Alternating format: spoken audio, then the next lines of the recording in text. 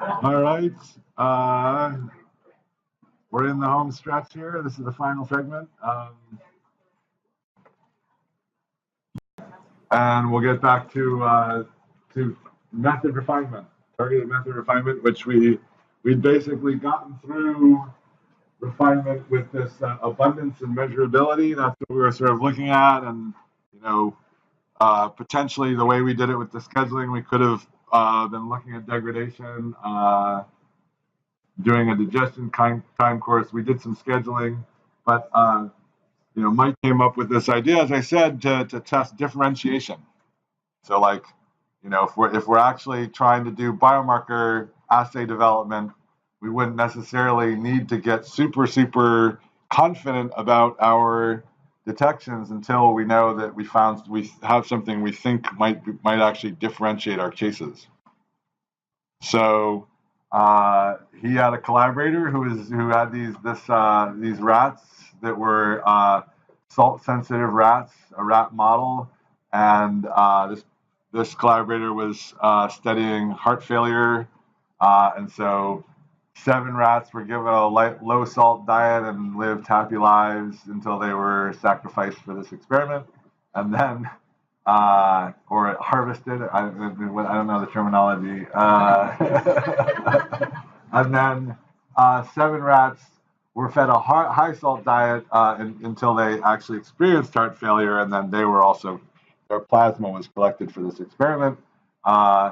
And then, in this case, we just took 109 proteins reported in literature as related to heart disease. So these are things that other people have already said they think are differentially regulated, for their markers of heart disease. And so we thought, well, okay, these, are radically different heart conditions, and maybe we could actually verify that we could see some of these proteins differentially expressed in rats. So again, we started with this exhaustive, unrefined method with 109 proteins. In this case, we didn't have a library. So last time we started with a library, we viewed only the things in the library. In this case, we decided we wanted to look for everything in these proteins, whether we had it in a library or not. I think in the end, we ended up finding that about 50% of what we could find was in the library. So I think, and that was higher. So we just decided we're going to measure all tryptic peptides, which was quite a lot. And in the end, I think, a little bit different from that plot that Tina was remarking about, where it's like the top 10 things weren't even in the library. I think we eventually found that, a fair number of the things that we could detect were also in the library, but there were still things that we didn't have any library for. And then we did this exhaustive Y3 through probably yn-2 or last yn-1, and then we ran that through. We just ran that with 151 in sample injections, and then that the person who was doing this then basically did the process that you just did to narrow this down to things that she felt could possibly be detected. And here's an example. So the idea was that we did this. That's still the detection phase. That's what you did earlier. 151 methods. This is just an expression of what I explained.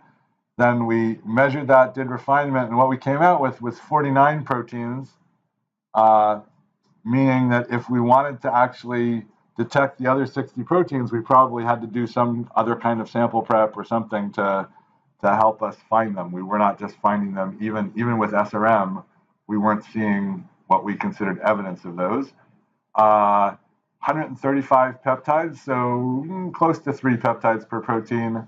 And then she narrowed it down to the transitions that she felt she could see co-eluting. So that was 780, and that was enough to get one scheduled method. So again, the total number of concurrent transitions was probably still below 100. And with scheduling, we were able to schedule in 780 transitions. And then we measured 42 injections. So 14 subjects, 42 injections. They're measured in triplicate. And that's what we're going to look at as a group right now, and we're going to do this exercise of, okay, you know, which of these 135 peptides should we be buying standards for? And we never got to this final validation with standards, and we thought we would. But you know, we thought we would get down to a few enough that Mike would be willing to pay for some standards. And we ended up with some problems in the data, which you're gonna look at. But we also kind of rushed right through, and it's kind of amazing to me that we had a manuscript and we had some statistics, and we felt we could see some differences. And as I've spent a lot of time teaching this data, I'm realizing how much we missed and how much we can now see and find with Skyline years later as Skyline has matured and developed. And I would say that, like, if you just rush right through without looking, there's a possibility that somebody's going to look at your data and find things that you didn't see. So, like, going straight to statistics, like viewing Skyline as just a processing tool and not taking advantage of all the visualization, the ability to look at the data and understand the data and see problems when there are problems, you know, you risk sort of running statistics on not so great data. So anyway, this was our scheduling. We just did this as a class together. It took us 6 unscheduled injections to come up with a scheduled method. So then this is a summary of the experimental data where it's a rat plasma. Daniela Tomazella did the work.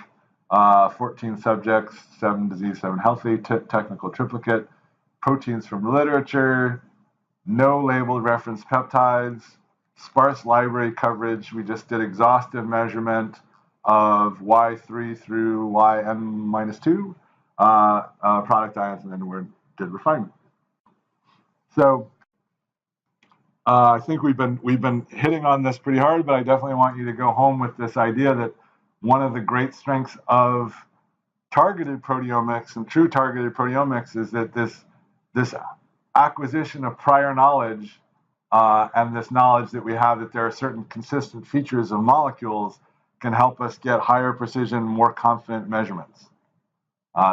This was definitely sort of you know, as we transition from label-free DDA experiments to starting to do targeted experiments, that was one of the things for me. It's like, oh, we get to learn about these molecules and use that knowledge to do better measurements.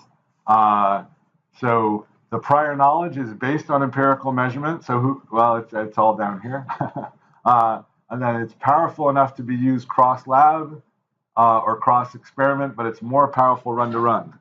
And so sort of having this knowledge will help you look at the data and understand when things maybe are not what we would expect. So the two most powerful sort of consistencies in molecules is one, just the relative ion abundance, both the precursor ion and the fragment ions.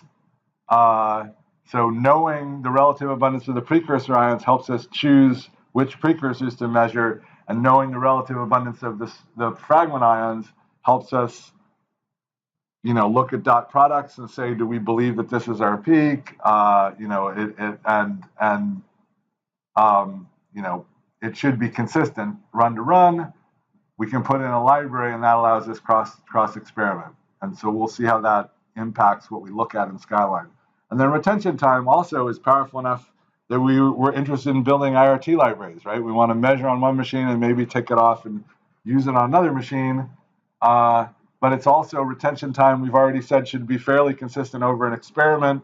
And when we saw that really jumpy thing, that was really surprising to us. So there's certain assumptions we can make. And then these other things are also consistent. We measure them and store them in libraries and stuff. So here we're gonna get hands-on Skyline to do this, but I will start with a few slides.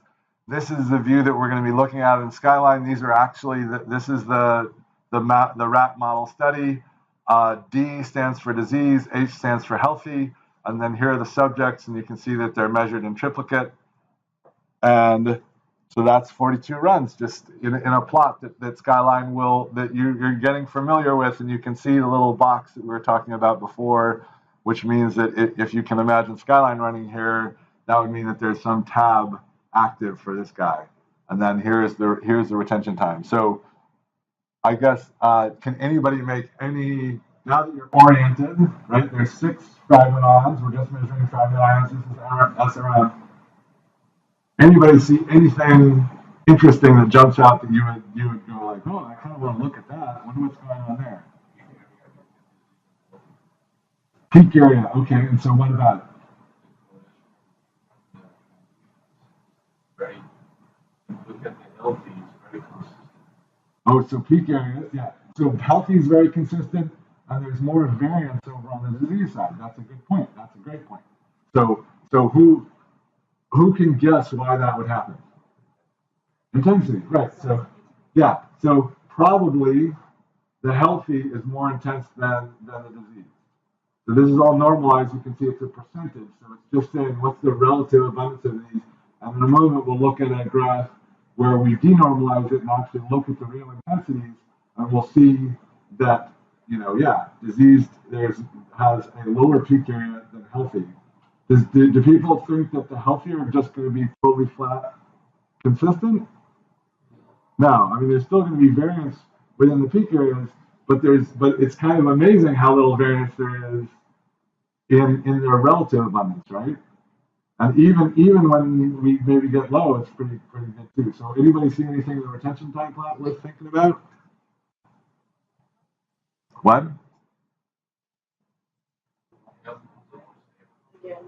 Healthy one maybe is more stable. So does anybody know? And then there's this thing. Like I'm always like, what's that? Turns out that if we had IRT alignment, that thing would fall into line with everything else.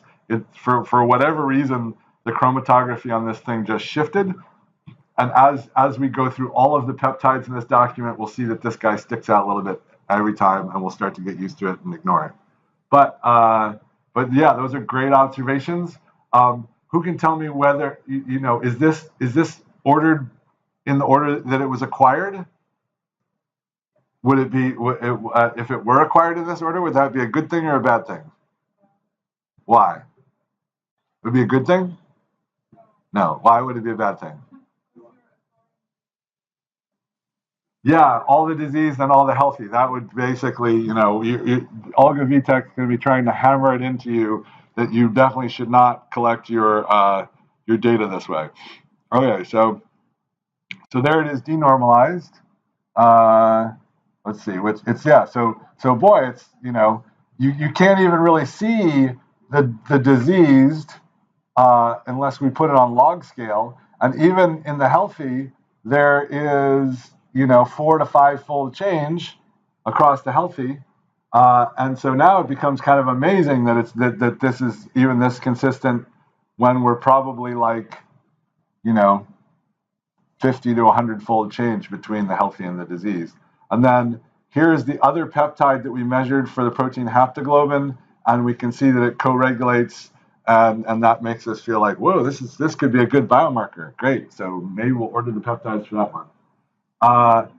Here's the next one, and this is one that initially my collaborators in the VTech lab, MS Stats, said like, oh, this is an example of one that we just throw out because the variance is too high over here, and so it's a garbage peptide. And so I went, oh, well, this may be a case where being able to get in and look more closely would maybe tell you something different.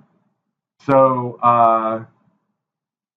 people, there's, variance over here is just crazy. Variance in here is just crazy. But the right-hand side, if you screen your eyes from the left-hand side, does the right-hand side look like we could be measuring the same molecule over and over and over again? Sure. This guy sticks out, but it's, that's the one that I told you is going to always stick out. And that looks fairly regular. That it's not quite as good as before, but that's okay. So then the question is, well, what is going on over here, and is it a valid measurement, right? Like, and so whoops. So what's going on over here is, yeah, it's pretty much gone. And here's the intensity over here, which is pretty high. I mean, it's 10. It's getting up to, is that a 6? Yeah. So 7 million ions per second, or yeah. So So it's pretty there in the healthy, and it's pretty gone in the disease. Oh, am I still? I'm back to haptoglobin. Where am I? What happened?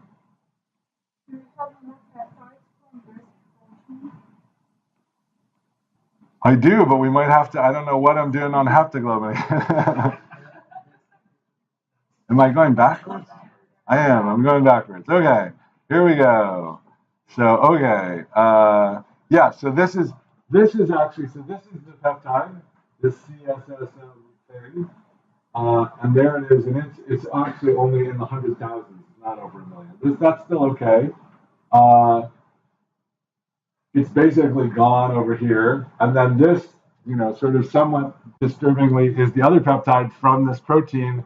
So it's actually probably not changing, but if anything, it's going the other way, right? It's maybe a little bit more intense over in the disease side than in the healthy side. So in terms of if we're going to say something about this protein, we have a hard time saying that this protein is going to be a great biomarker. But so then now let's go back to looking at the peptide, and this is what the peaks on the healthy look like, and pretty good, pretty reasonable correlation. Maybe the blue is not very useful, and then this is what the disease looked like, where actually if I probably integrated the entire 5-minute range that I acquired, I would not get as much area as I get there. So there's nothing in here that I can choose, and I'm the one that did this. I kind of chose this thing, which is not even really maintaining something that looks like it's co-eluting, but at least it has expression of the 3 most intense ions. So that's what it looks like. At about the same scale, not quite even the same scale, but that's what it looks like, similar to that one. And then. So I've just basically gone in and so, but then, and this is acquired time order. And so why would I care about acquired time order? Yeah, is there some sort of degradation? Did I actually measure all the disease before all the healthy or something, or the other way around, all the healthy and then all the disease, and now so it's important for me to know when did they acquire, because maybe they were acquired a month apart, and I just completely missed my peak is actually beautiful. It's over here, and I'm just missing it. So I want to prove to myself that I'm looking in the right place, right? And so, what can people tell me about the order? So that's acquired time order. Is it good? Yeah. So they are blocked. They're measured in batches. So that's the 3. We do a full set, and then another full set, and then another full set, which is a good design, because if you mess up some stuff in here, you can throw out a whole set and you still have 2. But what else? Are they randomized? They're not randomized. They're within the groups, they are measured all disease, then all healthy, then all disease, then all healthy. And I was told that actually we were blind to which groups they were in. Like when we, I've named this because it's easier to teach, but supposedly when we got it, it was just a bunch of numbers. But I kind of doubt that because I can't see how we would. I was told it was just a bunch of numbers and we randomized. I'm like, wow, got really unlucky then, because all the disease got measured and all the healthy. So this was one of the things where I went, this is really not going to pan out as something we want to publish. But that was, like a year or 2 after we were going along thinking, hey, this is working. So now the things that you can see in Skyline tell you otherwise. But this does tell me at least that it's probably no way that the peak is moving out of the window, in the window, out of the window. There's 3 cycles. If it's not appearing in any of the cycles, that's probably a consistent thing. And so my takeaway was I might order the synthetic peptide and just try to figure out what's going on. It might not even turn out to be. What if it didn't turn out to be this peptide? what would I do? Throw it away?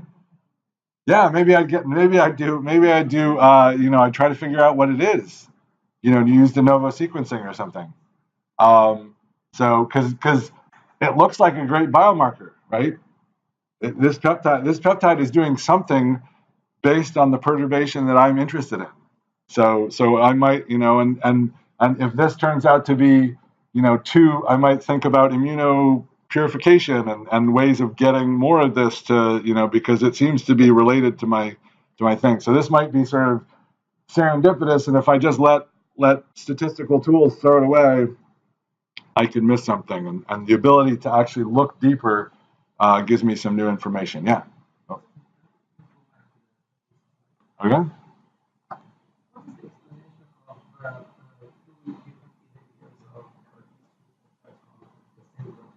Well, Mike explained that. There's all kinds of things. Like one of them might be post-translationally modified. You might be a distant splice variance. So there might be all kinds of things that would cause that. So, and in fact, we did a really interesting study where genome scientists told us, hey, we have figured out that in prenatal respiratory distress syndrome cases, there is consistently this deleted region in a protein of interest that is a tracheal aspirate protein expressed in tracheal aspirates, and but when we go in with our antibody assay, we find it in everybody. We like that protein's there, and but we believe that this whole range has been deleted. Can you help us figure this out? And we actually found that the range was deleted. So we went and tried to find peptides in that range with mass spectrometry, and we found them in one group and not in the other group. And then it turned out that their deletion also caused a difference in translation. So there was another peptide that showed up. So like between the two groups, one group had a peptide that went away and the other group had a peptide that appeared. And so we could prove the genome scientists that, like on a peptide level, there's something happening. The binding site for the antibody is somewhere else, and so the antibody still thinks it's there. It's not just getting digested. It's a non-functional protein. So that was this kind of stuff can actually be some of the most interesting science if you're in at the peptide level. Yeah. Maybe not.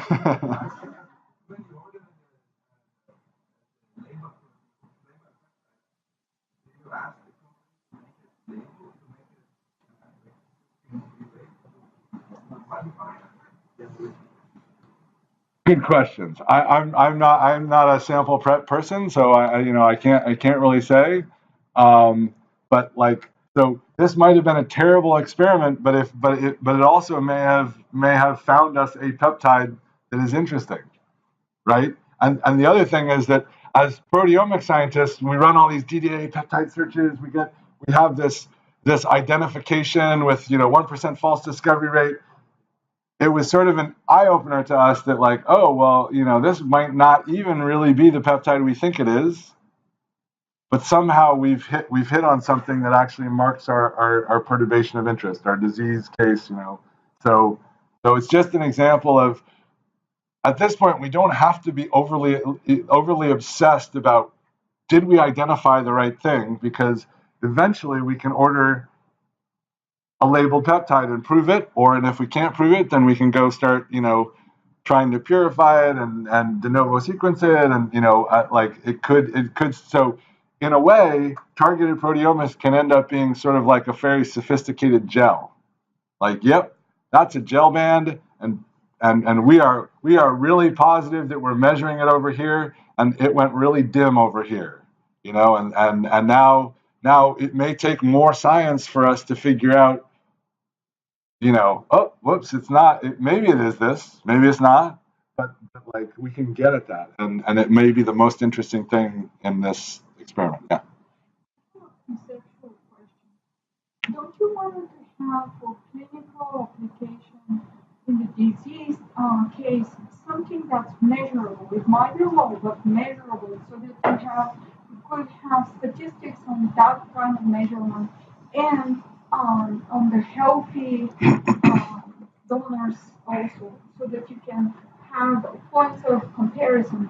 When you have it this low, all you can say it's not there, but how much is suppressed and it's. Well, I mean, if we're on a clinical level, we're definitely going to have labeled reference peptides there that are going to be measurable. And who knows? I mean, maybe we're going to be using immunopurification.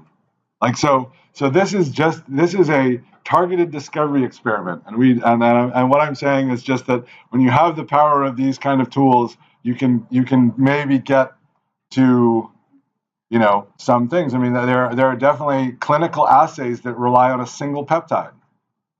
And I've seen clinical assays out of the Hufnagel lab where it's, you know, a single peptide, single transition. And they're like, well, that's all we can get, a single transition. But we feel very confident that we can measure that single transition. So what we tend to think of as these big discovery experiments, they don't necessarily always hold up in targeted. You know, we can do better if we're going to the clinic and we get really specific on something. We can actually learn a lot about it and eventually target it with mass spectrometry in a reproducible, reliable way. So this finally, we'll go get our hands on Skyline. This is what, there was a fair amount of this in the data as well. It was a 5-minute window, and so this is what it looks like when a peak sort of slides out of the window. And you can actually see it down here too, right? Because the window ends at a little bit after 35. And you can see that, oh, all of these are probably getting truncated, and some of them were not even seeable. So that was just my, well, you know, that's what it looks like. It doesn't at all look like this, you know. There's no evidence of that for that peptide. So I guess in the end, well, we'll just go past this. Okay, so let's go start playing with the data in Skyline. And you can start to see how you could navigate a file like this and learn a whole lot about it. So if you get your flash drive in, then in the tutorials folder now there is a group. Whoa! I feel like somebody else is on my machine. Why does Explorer keep coming and going?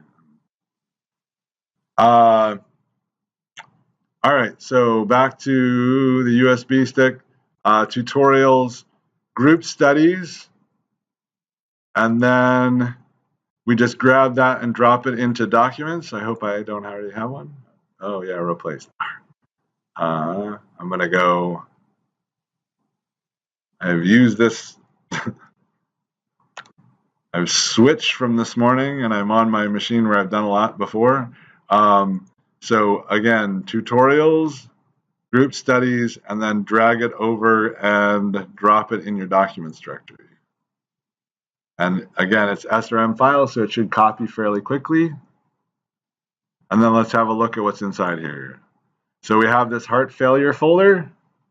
This was a case where originally I had an ovarian cancer folder here too, and so it really is more accurately group study.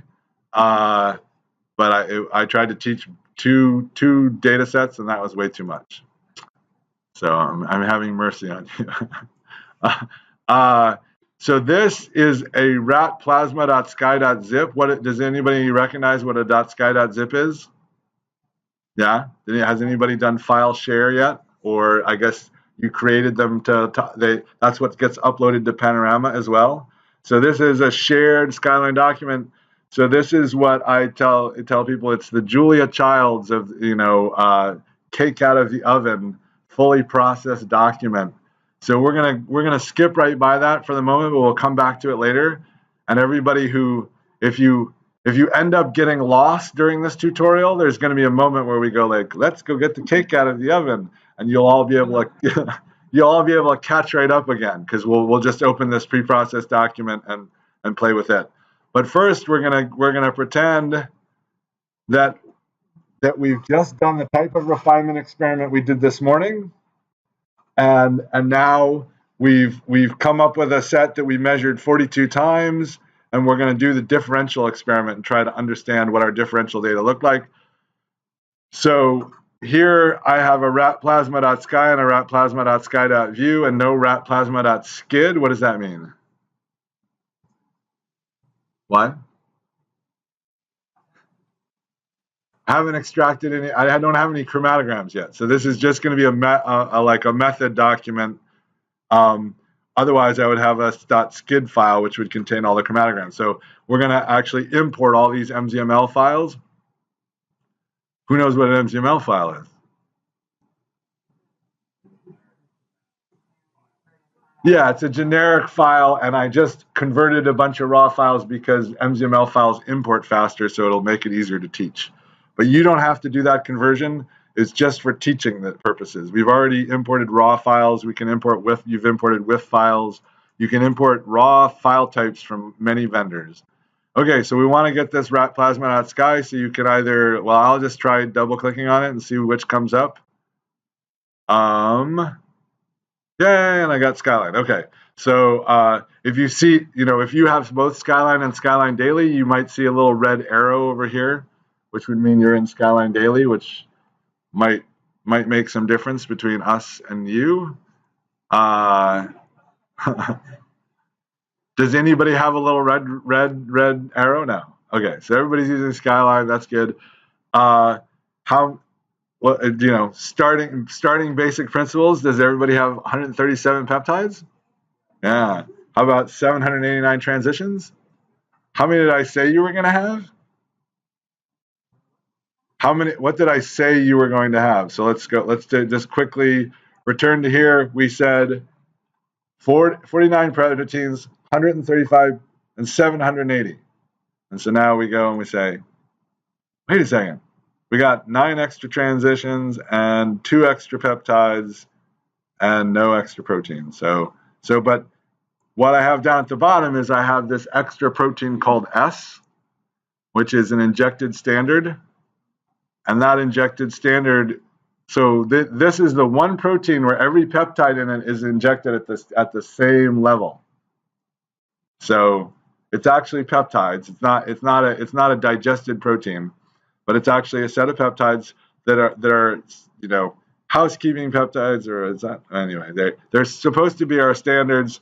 The intent is we're gonna do normalization to those peptides. What other methods of normalization could we use? We could have reference standards the way we had in the prior data set, right? What was it? What was the data set you guys did? The first one in the tutorials? What was the type? It was a bacteria, right? Mycobacterium, tuberculosis, right? So the tuberculosis data set, you had references. We don't have any here, so you're not going to be able. So, but what other normalization methods might be possible other than normalizing to some injected peptides? Total ion current, okay. And why might that be a problem in a targeted method? Well, SRM, so total ion current in SRM method is going to be how much current is flowing through the triple quadrupole. It's not how much, we're not taking MS1 scans. Okay. But people should get this. So the reason you couldn't do total ion current is because we're expecting these peptides to change, and the total ion current is the current measured for our targets. And so we might actually normalize away our effects if we did normalization to them. So there are methods that people do for DDA, like total ion current or median normalization or stuff like that just don't work for targeted because you may be expecting every peptide here, and we chose these proteins in order to have them all change.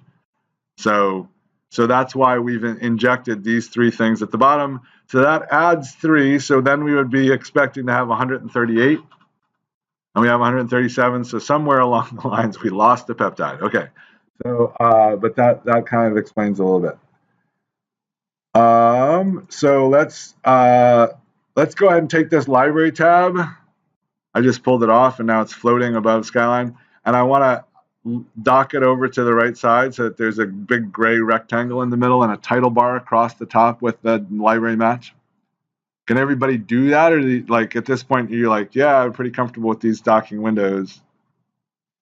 Okay, good. So now into the middle here, we're going to import all the data. So we go File, Import Results. And which do we want to choose?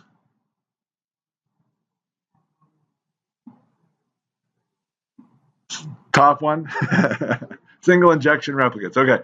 And then how many simultaneously? Has anybody played with this at all? Oh, we'll go for many. I don't know. Most people's laptops won't do more than 2 at a time because many sort of depends on how many processors you have. But this should be fun. This will allow Skyline to import faster than 1 at a time sometimes. On some machines it gets a little bit weird, but it should be fine on everybody's laptop. So click OK. And now we're already in this raw folder with all of our MZML files, and you can just drag a box to select them all. And then click Open. And so we should be getting things importing, and you can see that Skyline is doing 2 at a time on my machine. Anybody getting 4 at a time? 3 at a time. Wow. Done in 16 seconds? Wow.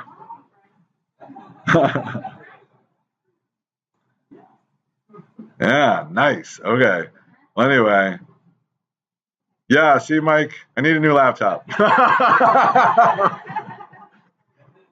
When I'm not the first one done, hurts. Okay. All right. Well, yeah. So you know, yeah. Anyway, it'll be done pretty quickly. Again, you could hide it, and how would we get it back?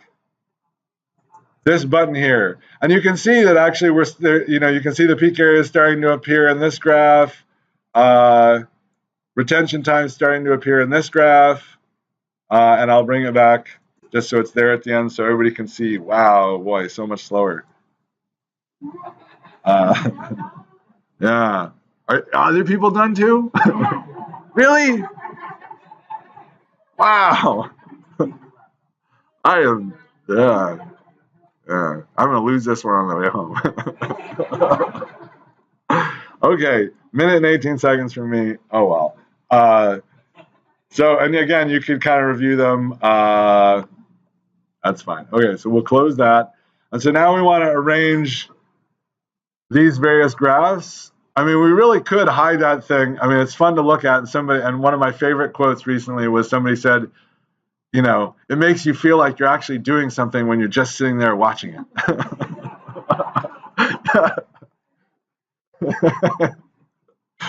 So it's one of our finer pieces of UI.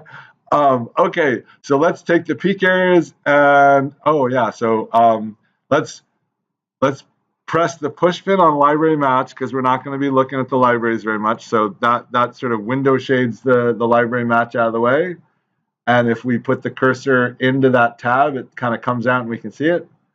And then do people have the floating peak areas and retention times?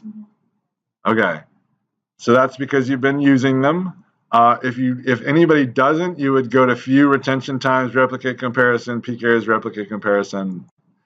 And then in this case, in order to get more screen real estate for these 2 windows, I'm going to take the targets window and pull it off so that it turns into this blue rectangle and just let it go. So now everything is floating above my main window.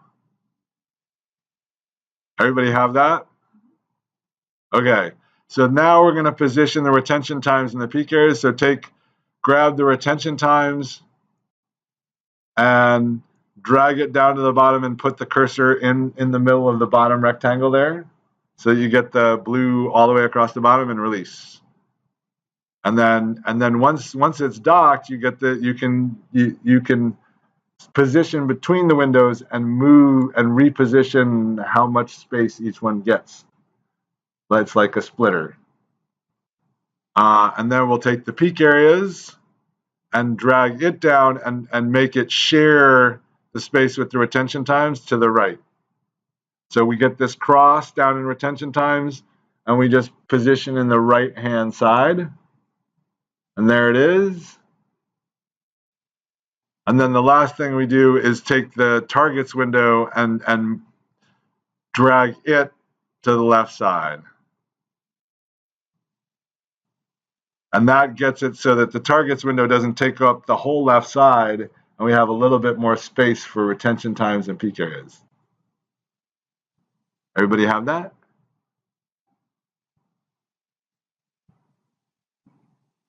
Anybody need more time? Anybody need help? Okay. So, and then the last thing we'll do is go to View, Arrange Graphs, Grouped.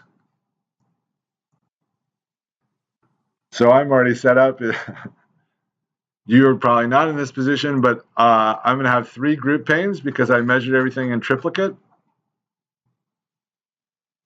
And I'm going to distribute the graphs among the groups. And if I hover over that, Skyline explains to me it's like dealing a deck of cards over the groups. And I'm going to display the groups in a single row, means they're all going to be three all side by side. And then my order, you can see I could say position, I can order them by acquired time, and I'm just going to order them by the logical order in the document. Everybody got that? And then click OK. And so there you have them, 3. And there are a number of ways when you have this many runs to sort of quickly navigate through them. Hopefully everybody's discovered this replicates drop down under, at the top of the targets view, and you can see all 42 listed in it. And so we can select the top one number, and that gives us D102 rep 1. And you can see it's bolded. You can see that the rectangles around there. And now if I leave the focus in there so it's blue, I can just go 1, 2, and now I have I'm looking at the data, the chromatograms for subject 102. And if I wanted to go look at subject 103, I could just go 1, 2, 3.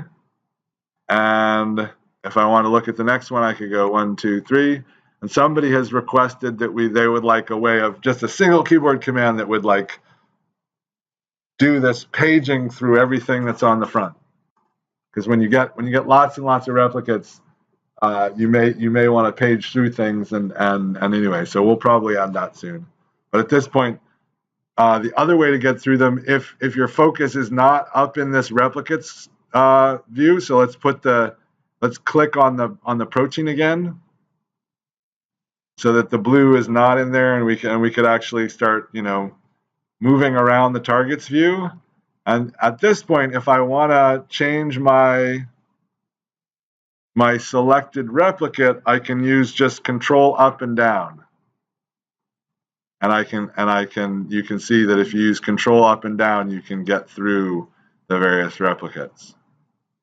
And that can be useful. And if you're on VGQ, you can see that it's a really nice peptide. All right, so let's see. I'm going to raise this up a little bit, and you give even less to there because I want to be able to see this. So how many legends does everybody have? Is there anybody who has more than one legend? Raise your hand if you have more than one legend showing. Wow, okay. So if you have more than one, any of these graphs you can right-click in and uncheck the legend. And so now I have no legends showing. Okay, so and you can choose which graph you most want your legend in. You can see that because of this projector is not so great. I have somewhat limited screen real estate. He looks like he's got. I'm really having laptop envy. He looks like a ton of screen real estate over there. But anyway, so I guess I'll put the legend on the PCARES. I don't know. That doesn't look very good either. Not that many of them have quite so many things. So let's start to review our data and decide what we're going to carry forward to our next. So we're going to, ideally, our hope is that most of this data integrates pretty nicely. That doesn't turn out to be the case, but it certainly would be. It's certainly better than the worm data we started with before. So looking at this first peptide, what can people observe and tell me? Anybody think we're at least integrating the same molecule consistently?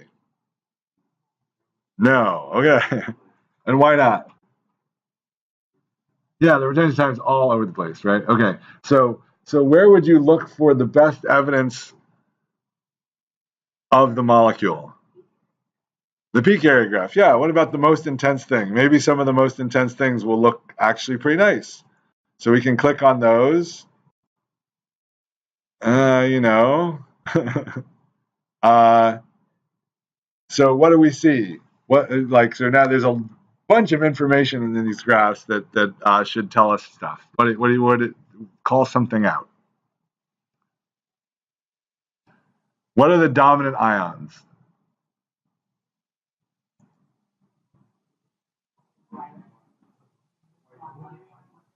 Y3 and Y4. Do we feel good about that? Yeah, we do? No, those are the teeniest ones. Those are small. Like, they're the most likely to have somebody else on them. So they're most likely, if all we have is Y3 and Y4, and we're also trying all these other ions that we think should be there, and why do we think they should be there? We actually have a spectrum for this library, and it looks like this. So we can slide over the tab. Whoops. And then if I go out to the edge, I can make it bigger. So like these, and you can again see the dot P value is showing here. And what's the dot P? Awful, 0.48, not good enough. And then actually, so Tina told us something to look for. I'm going to zoom in here. Well, actually, maybe I double click to pop this out so we can see the retention times. So she said, oh, when you look at the retention time plot, there's evidence of something that's really obvious. And so do we see it here? Yeah, we're missing transitions. And what does that mean we have to do?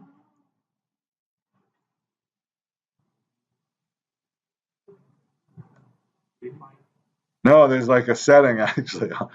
And I'm thinking about getting rid of this setting because it's so hard for people to remember.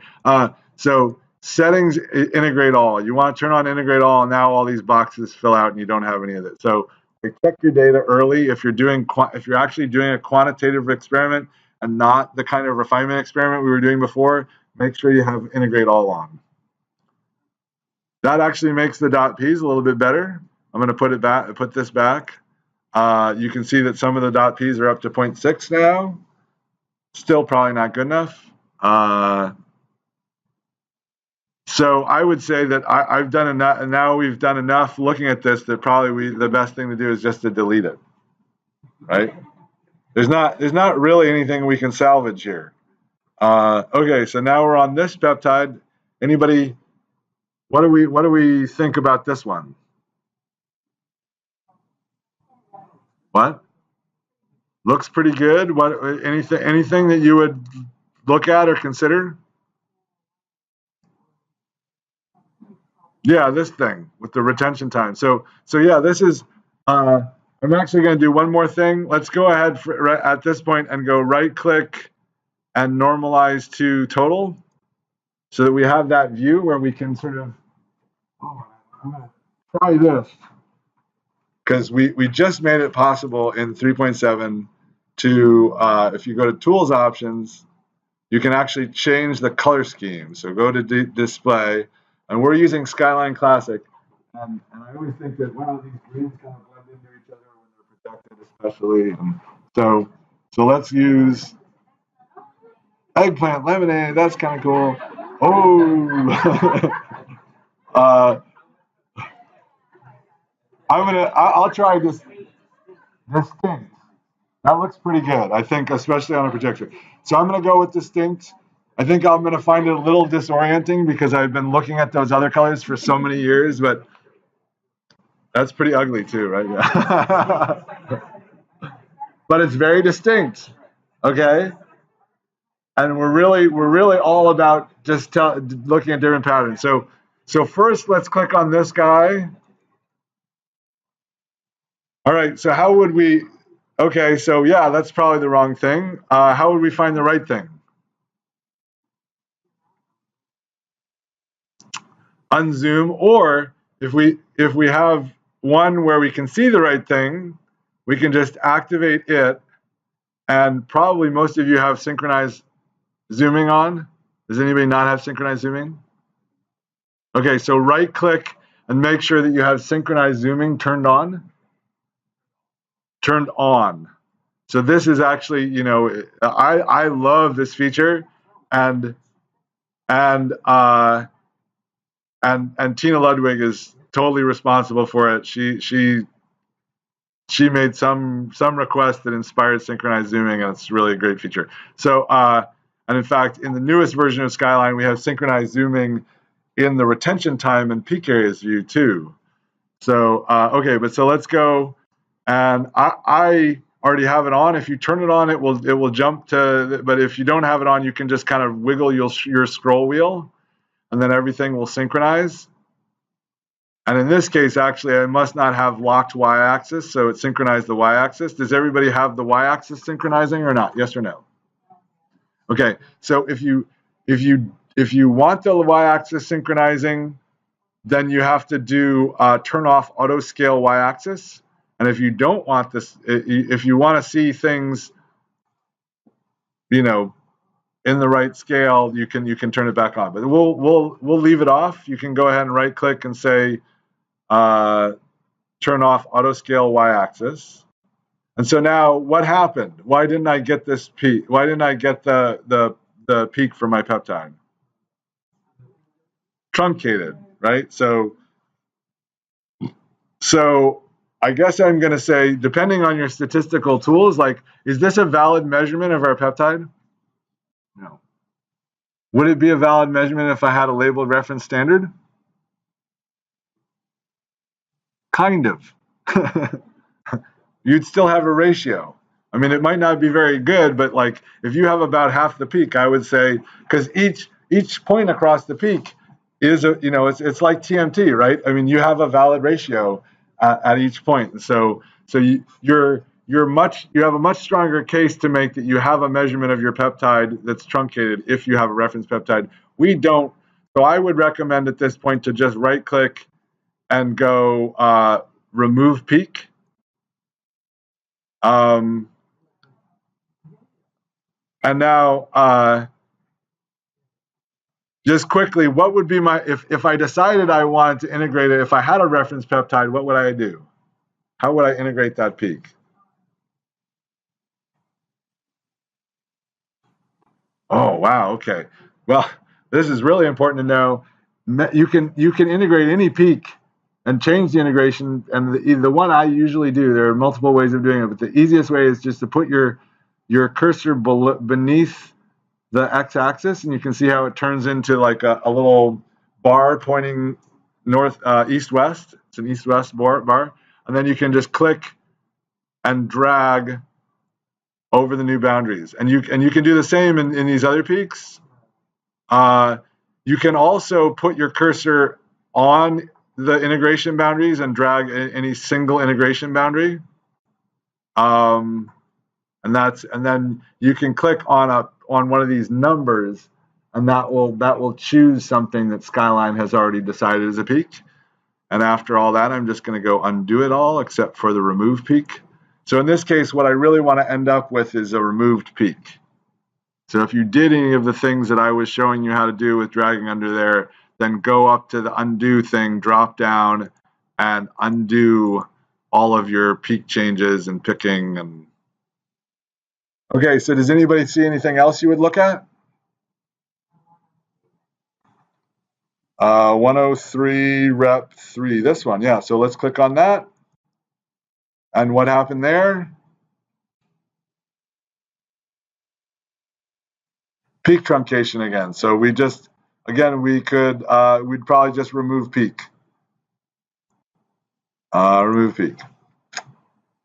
So can anybody see anywhere else? I guess that peak truncation actually happened. So this here, now I'm like, okay, this probably is all integrated correctly, right? I really probably don't need to. The very last one, and why do you say that? What tells? Yeah, because we know that the you know, we now know that the scheduling came across here. And so anything that looks kind of not quite the right length is probably truncated. So let's go test that hypothesis. So you could just click on that last one, and ta-da, it is truncated. And so if you were really trying to rescue this for statistical analysis, well, it turns out that we got this put into MS Stats. Skyline knows that this peak is truncated and has marked it as truncated. And how does it know that? Does anybody? How would you guess that Skyline would know a peak is truncated? What would the definition be?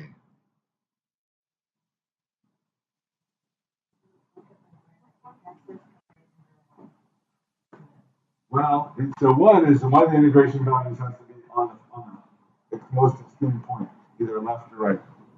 And then the other one is that where the peak crosses the integration boundary has to be, you know, different enough between the 2 points.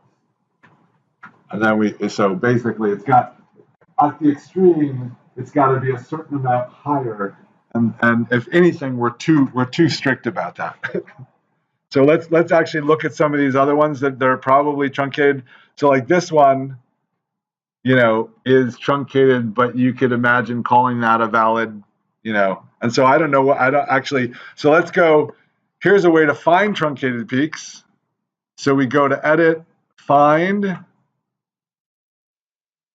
and I'm going to delete the text. We're not going to find text. And we can click on show advanced. Right, and here we have a bunch of options. We can do ones missing results, so that we could, this morning, we could have found those peptides that were actually missing any results this way. Mismatched transitions, manually integrated peaks, so we could probably find the peaks that we just, and then the way at the bottom is truncated peaks, so just check that. And we can click find all. Right, and then Skyline gives us a big list, and we can close this find box.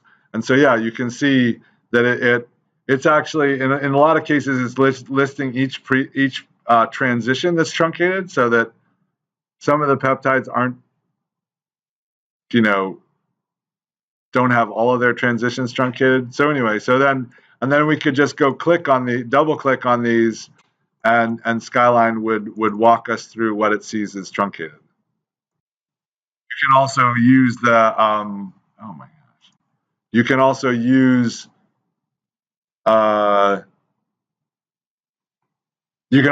the document grid to find these. We'll use the document grid in a bit, but not quite yet.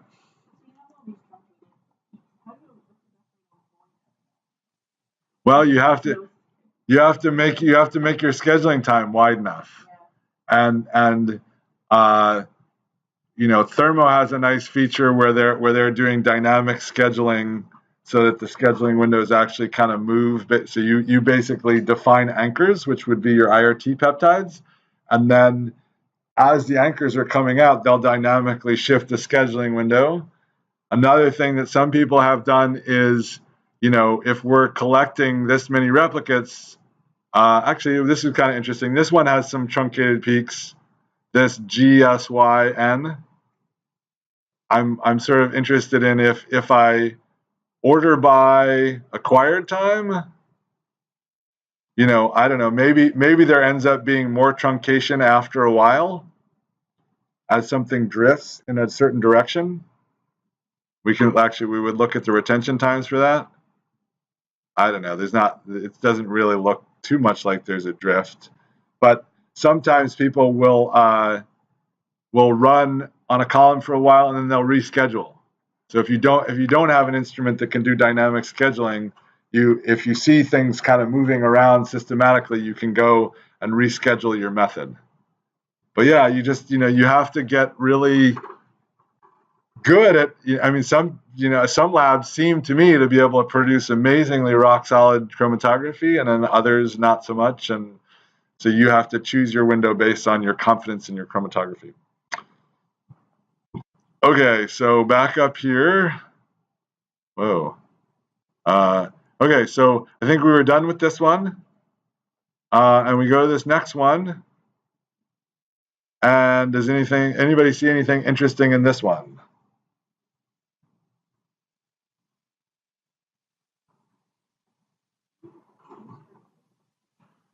Well, one thing actually is that the coevolution is really good. You can actually see that by this line here. So when you see the apex running right along the middle, like all apexes of all transitions lining up like that, that means that at least the coevolution looks pretty good.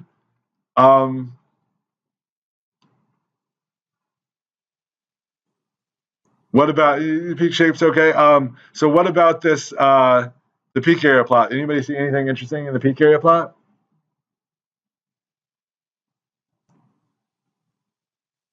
I mean, to me, there's some variance in this Y4, right? It kind of gets big, and especially the Y4, maybe some others. But so let's kind of like run through, or maybe even just click on some of these. And we can see that there's this lump on the right side, and actually here we can see this there's this 13.7 thing over here, and here is a 13.3, 13.1. There's something, seems to me to be something going on at the left and the right of my peak, right? So here it is again, 13.1. So this thing, that's a peptide, right? And so like what you'd love to see is just completely clean chromatograms and only your beautiful peak. But when you see other things, you can sort of guess whether is it just noise or is it a peptide. So there's some other peptide very close to us that is eluting on which ions?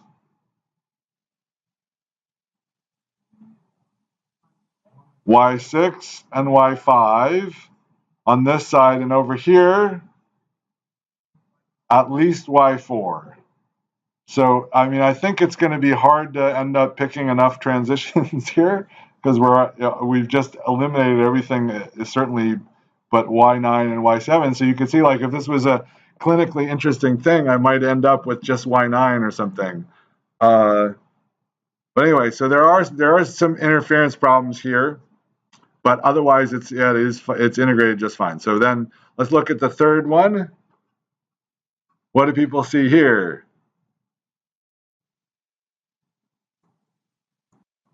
How does it look in the peak areas plot? Pretty nice. And the retention times plot looks just fine. If I pop it out,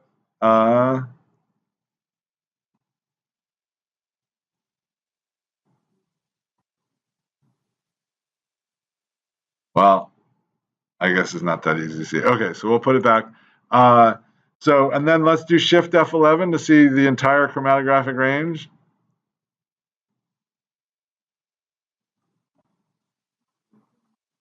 Is it, do we see any interference, any evidence of any other peptides? No. What about if we can go to the y-axis here and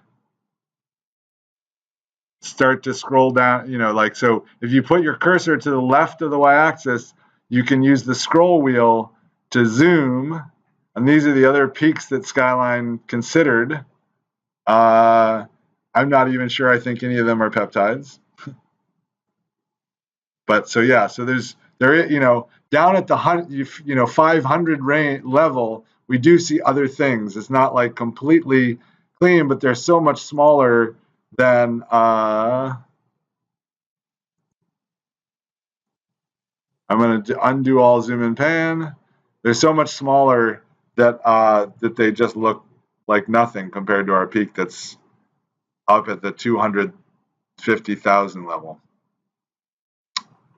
All right. So yeah, so this is the kind of thing where if you're trying to get through this quickly, and I've processed this data set on a plane in less than an hour. So that one that we're gonna open up was something that I processed in less than an hour. So you can get through these things fairly quickly, but we're going through them sort of very slowly and painstakingly to understand what we can learn about them. I'm going to go ahead and close this find results by clicking the little X there, so it's gone. Okay, what about this next one? Anything we should look at? Peak area. So yeah, we could start just by we could click on this peak area, and where's our peak? Do you see any evidence of our peak? Is this it? 33.9? Well, let's have a look at some of the ones we think might be integrated correctly. So there it is. I'm just going to put the selection in my replicates here, and then I'll just click down, down, down. So I've got something at 32.9 here. Are there any other peptides that you can see? 35.4, there's this peptide over the right, yeah.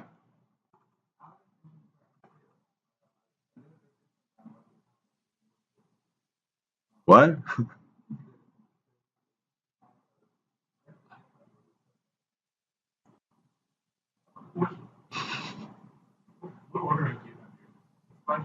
Oh, yeah, okay, so let's order by document. If you're in order by document, it'll look like that.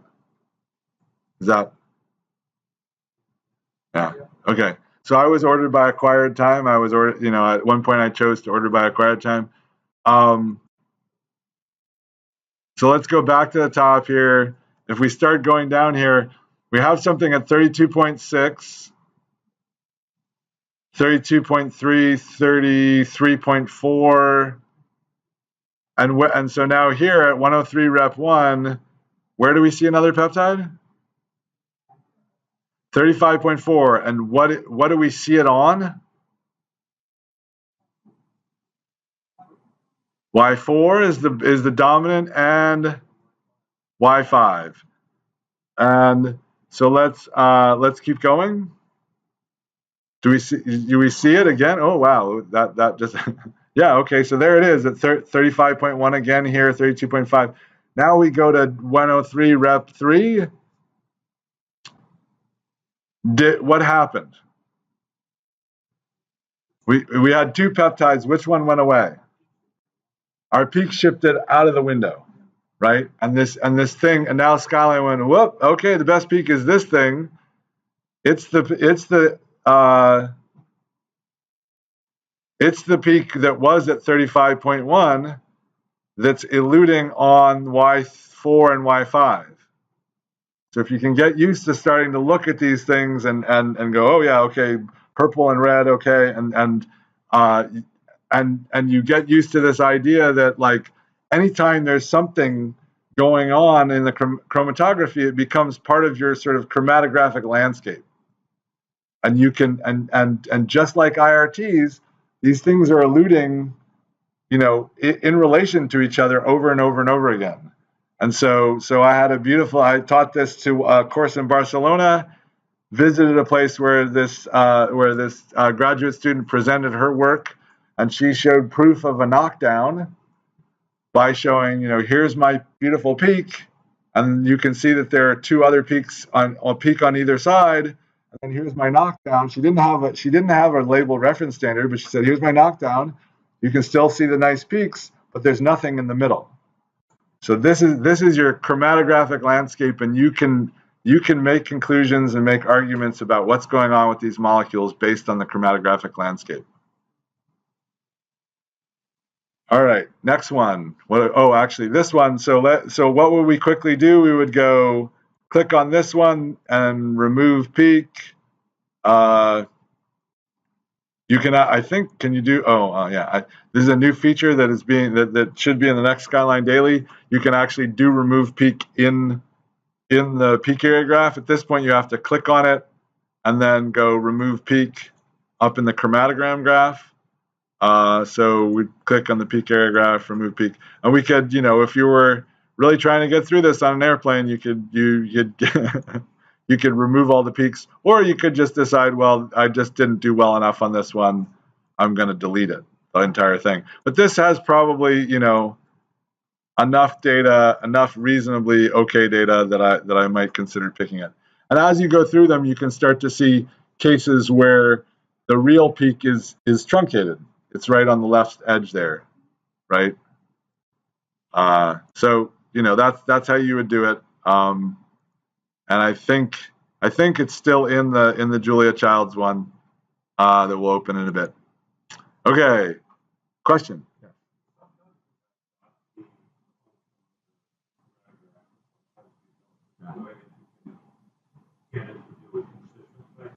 Yeah, there's not. I guess maybe I should make that possible. What I do is well, the reason I was like, it's distracting. It's too much.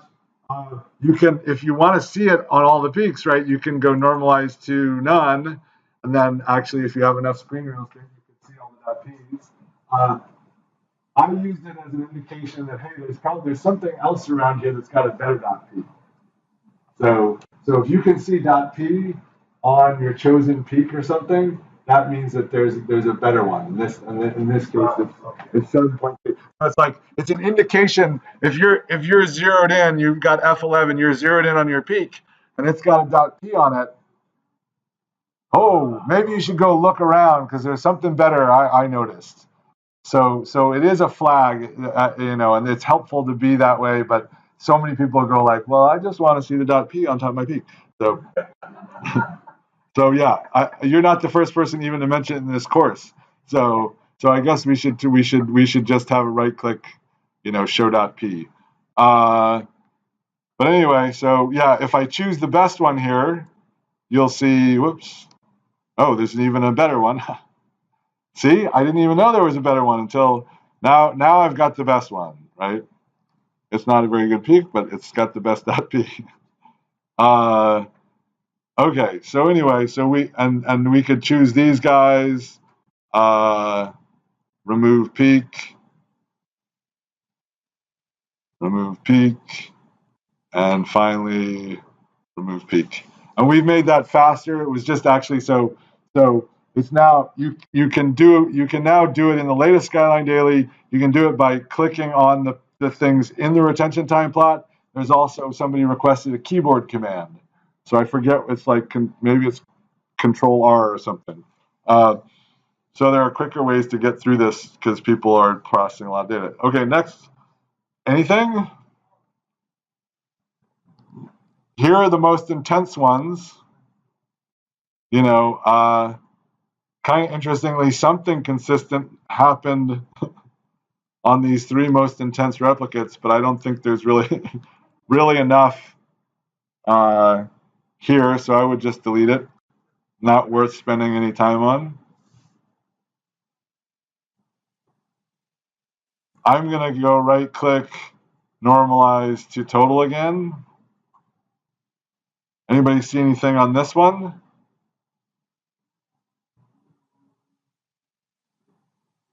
Because of the variance, I might take a quick look to see what I think of the possibility of interference. And yeah, I would say, there is actually, so it looks like there's another peptide on, what is it on? Y6, I heard somebody mumble it back there. So that's probably another peptide, right? So yeah, we can spot things, even like these guys have a much wider Y5.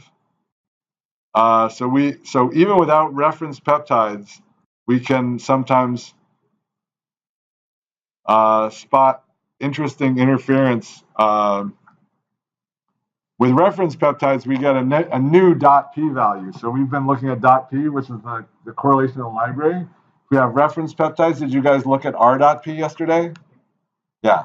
So that's incredibly helpful for spotting interference, because if your R dot P is low, it means that somebody's got interference. Okay, so let's keep going on this next one. What do people think of this one?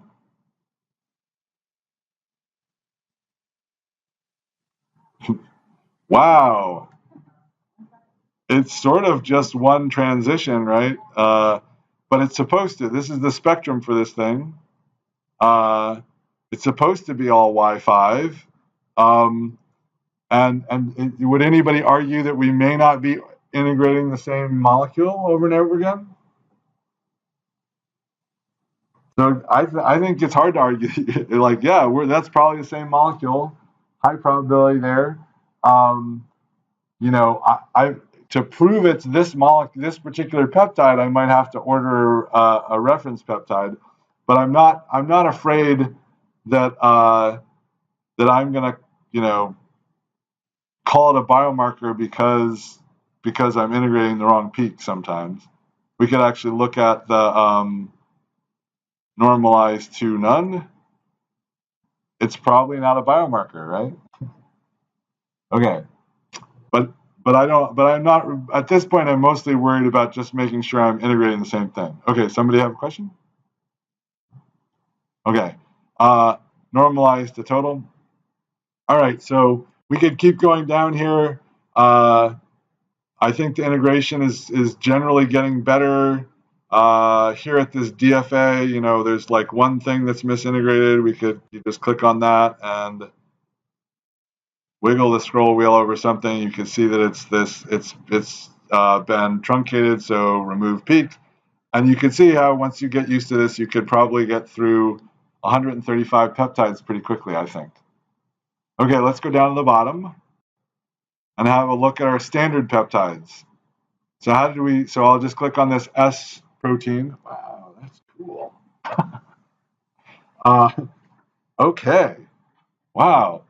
So this is I've never even seen this in a course. We just implemented this plot, and I actually get so much information.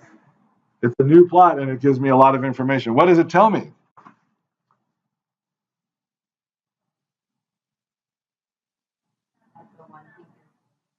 What am I expecting? Actually, so these are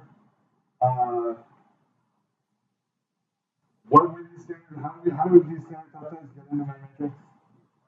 I spiked them at same level. So what am I expecting to see here? And so this is like, whoa, what is going on there? The only one that looks kind of okay, right, is this blue one. And so we actually ran statistics, a lot of statistics, just summing these things and normalizing to them before we realized, whoa, that's maybe not a great thing to do. So let's switch the order to acquired time. I'm kind of interested in that.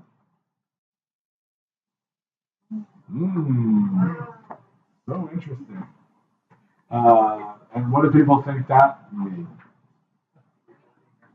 Degrading peptides. So two of my standards are degrading peptides. How disappointing. So let's now look at them. Let's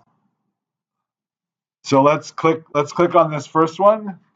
So this is it normalized. It's in acquired order. And what would you like? When you get used to looking at these plots, you can go, aha, something's going on. And what is going on? Well, one, you can start to say, well, you know, variance is increasing as I go. Like, variance is pretty good out here. And then it starts increasing out here, which is a sign of degradation. So we expect where we see a lot more variance that something's going down. But what else might be going on? Well, but so like, we're not just seeing variance here, right? There's something more systematic going on. Who can tell me which? So you got choice of 5. Which ion do you think has interference? Y3, which is that one, yeah. Yeah, Y7, okay. Well, let's go see which one. So now we can just click on some of these later ones.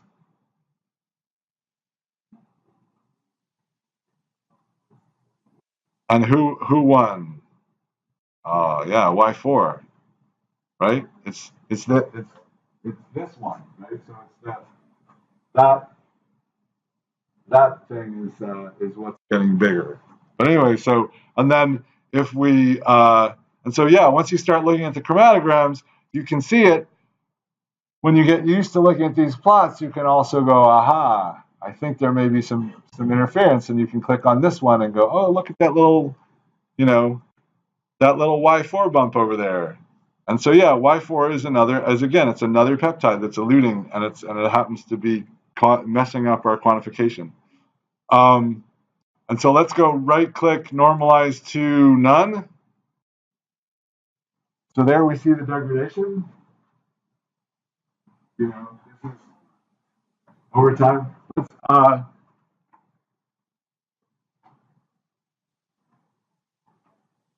Okay, let's look at the other one. So which was the other one that was degrading? Anybody remember? The AFG? Okay, so this one's also degrading. This one's degrading about 200-fold. This one's degrading about 20-fold. Neither of them would be particularly good to normalize against. And then this final one, yeah, it's still degrading, or its signal's going down. And now, how would we decide whether we think that this is actually representative of what's going on with some of the other peptides?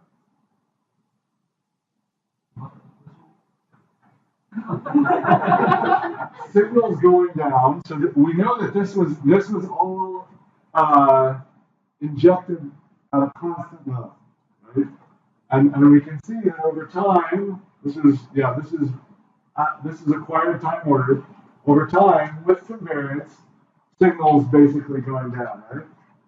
So, question is, how would you decide whether you think that's representative of what's going on with the other peptides?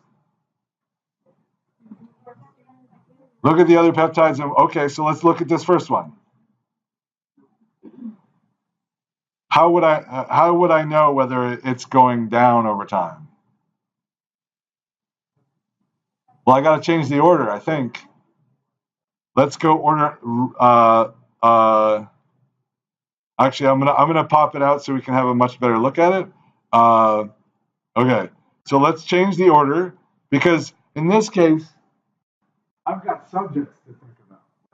There's going to be lots of variance that's just the subject, right? So I can't really tell if I just look over time. I can't necessarily tell whether things are going down or not. So let's order by document, which will put all our subjects together.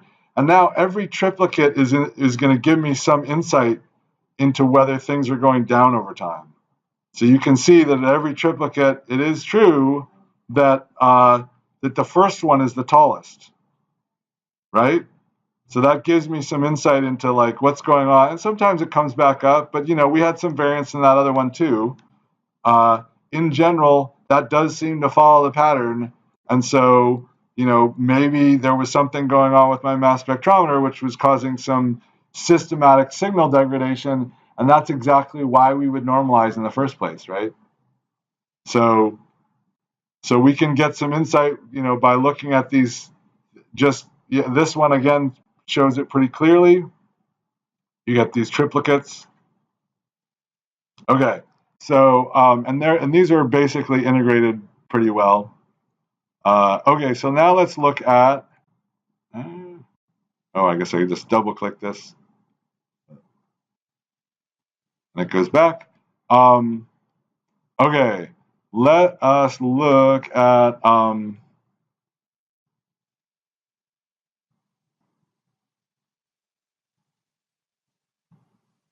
let's look at all the peptides sort of lined up together. You know, we now, we've seen that if we select proteins, we get to see all their peptides together, including the peak areas, right? And now, what if I wanted to see an overview of everything? How would I get that? Well, in these plots, in the replicate plots, it turns out that anything that's multiple selected, so if I wanted to see, you know, all of these last ones, I could just go click up at the top and then hold down the shift key and click at the bottom, and I could get all those together. So what happens when you select a protein actually happens to any multiple selection. So if I want to see sort of an overview of everything, I can just go Control A, everything will get selected, and now I can get some sense of where everything is. I can look at my most intense things and see, wow, they have some crazy stuff going on too. Actually, I could go right click and order by acquired time, and you know, this maybe is a degrading peptide. Maybe it's one that we've already looked at. Which one is it? I guess double click it. Yeah, there we go. So this is this LGPL, and it's probably degrading too, right? Like it's pretty big up here, and then it just goes so down. But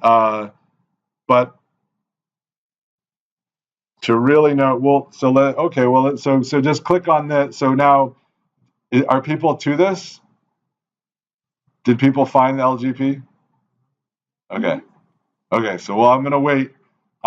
If you go to this peak area plot where you can see it tall, all you have to do is sort of double click. I now triple clicked, so I'm on it. You double click on those points, and then the third click will actually select it, and you can see it.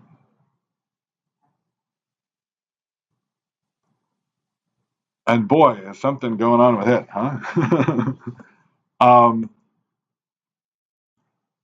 So what is going on with this one?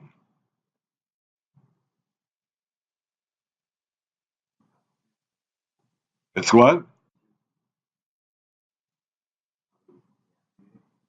Is that the two peaks is deaminated, or what are you saying?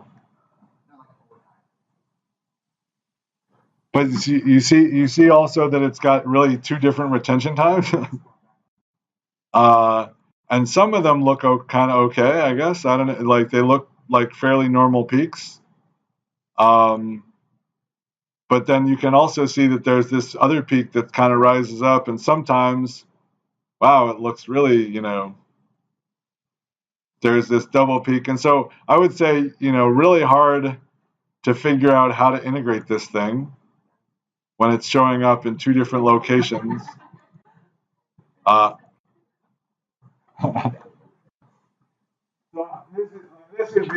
This is another peptide, and these are all over the place. And when you just do these big bulk label-free experiments, they end up causing noise in your experiments, right? Like they're in your experiments. You can't avoid them. And so unless you do targeted experiments, unless you go, oh, I really don't like that peptide, I'm not going to quantify by it ever, so I'm just going to delete it out of my document. So you can see that yeah, I mean, like, I'm not saying that label-free, big, you know, proteome-wide label-free experiments don't work, but there are sources of noise that you can get rid of if you want to do a high precision quantitative assay, and that's what we're about. Okay, so we got rid of that one. We found it by doing select all.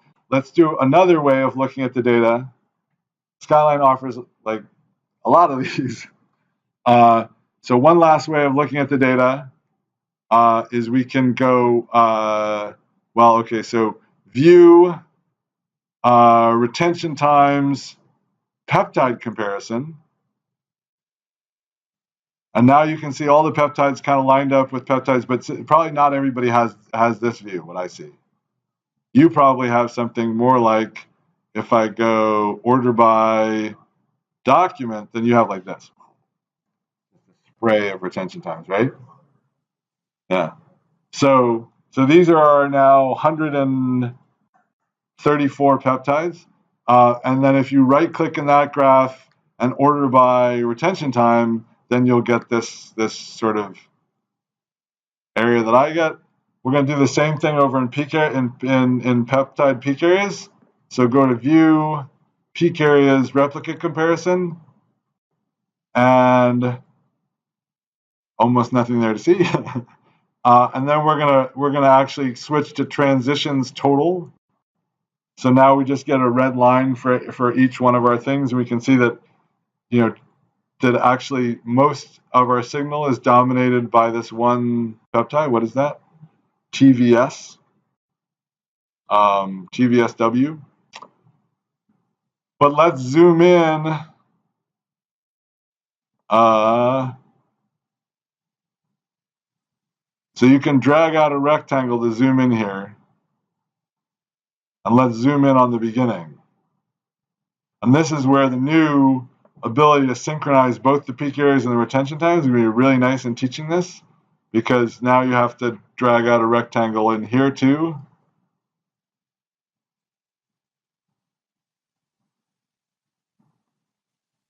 Do people have that? Oh, I just lost you all at this point. Okay, well, anyway, so I'll do one more thing, and then we'll open up the Julia Child thing, and we'll do an actual group comparison. Okay, so hang on. We'll just, what I'm going to do is switch to CV values in the peak areas. And I have to undo, no, I don't want to undo all zoom and pan. Oh, okay. There they all are. So yeah, I can see some, what do I, quantitatively, what would I like out of CVs? Certainly for my my standard peptides. What should the CVs be? The one, so I just selected that middle one that we're hoping to have as a global standard. And what's its CV? 17, yeah. So is that good? What? Less than 20 is okay. So we would have been ecstatic if we had seen all of these things with less than 20 CVs. We would have been like, woohoo. So now let's also quickly, but so not a lot of these things don't have less than 20 CVs, but are we expecting them to have less than 20 CVs? Yeah, because it's like these are subjects. We got biological variants in here, but maybe, just maybe, some of these really high. So this first one that's got 150 CV, over 150 CV, click on that. That's our standard peptide. That's the one that has 200-fold degradation. So we get this wild, crazy CV for 200-fold degradation. So maybe some of these other things that are way up over 100% CV, maybe something's up with them also. So we could click on one of them. And then now this, unfortunately, then we have to switch back to replicate, graph, replicate comparison. And we can see who is this, a degrading peptide, or what kind of peptide is this? Well, yeah, so present only in disease, but only in the first replicate of the disease, really. Right? So again, these are triplicates that should be level. So if I order by document, oh, I am ordered by document. Oh no, I'm not ordered by document. So they are actually, this might be a good biomarker of some sort, because actually we have pretty good replication across our replicates are pretty standard. So that actually is a pretty good one. So let's switch back to, so that's not a degrading peptide probably. We would want to keep that and be interested in it. And then if we switch back to peptide comparison, if we click the one next to it, here's another one with a really high CV. And if we switch back to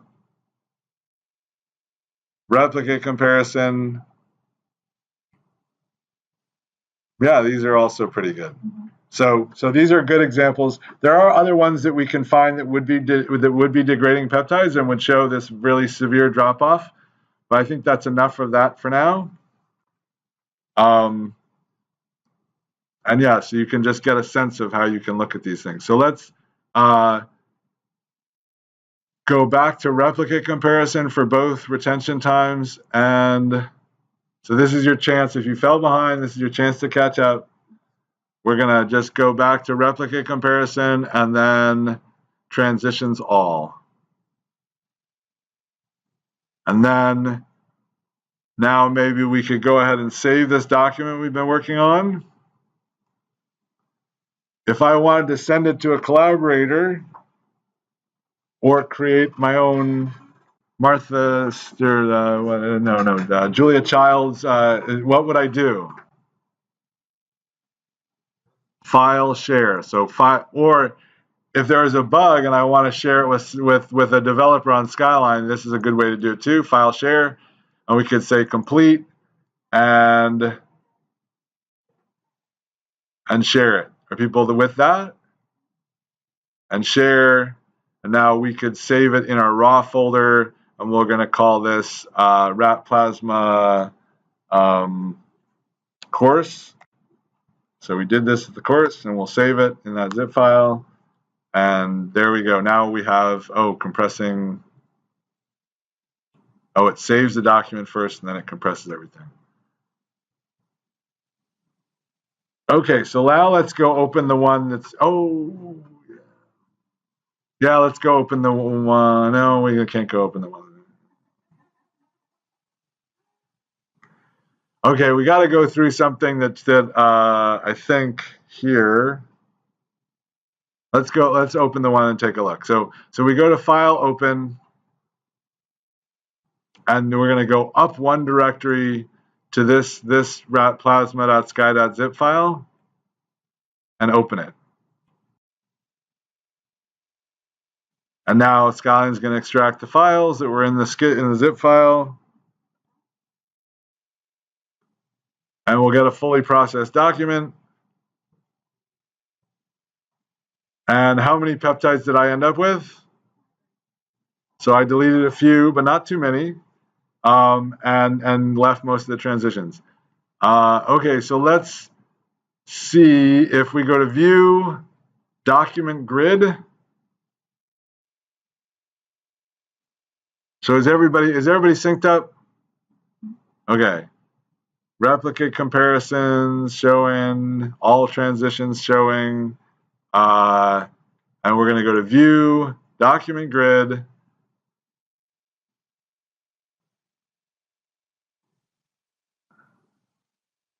Yeah, and so this is already all set up. So you can see that it's got this subject ID, bioreplicate, and condition.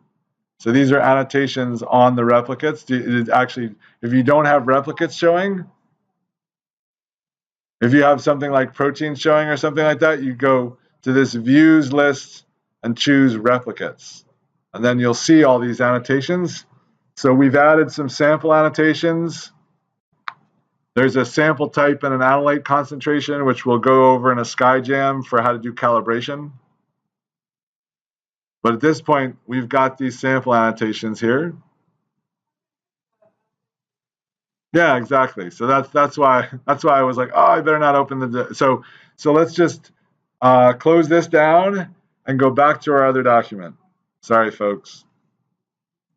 So we go back to the other document, which is down here, raw rat plasma.sky.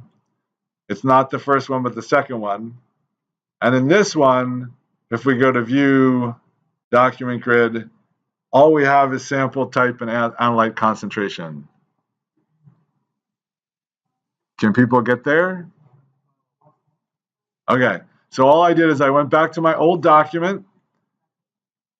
So by going File, and I opened my old document from this recent list, and then I went to View, Document Grid, And instead of seeing subject ID and all those other nice things, all I saw was the sample type and analyte concentration, which are built-in annotations. So now we want to go add our own annotations, right? And by virtue of the fact that we've already opened the other document, they'll already be in Skyline. So it'll be really easy, but I'll show you how to create them for yourself. So if we go to settings, document settings, anybody need more time? Just raise your hand if you need more time. What?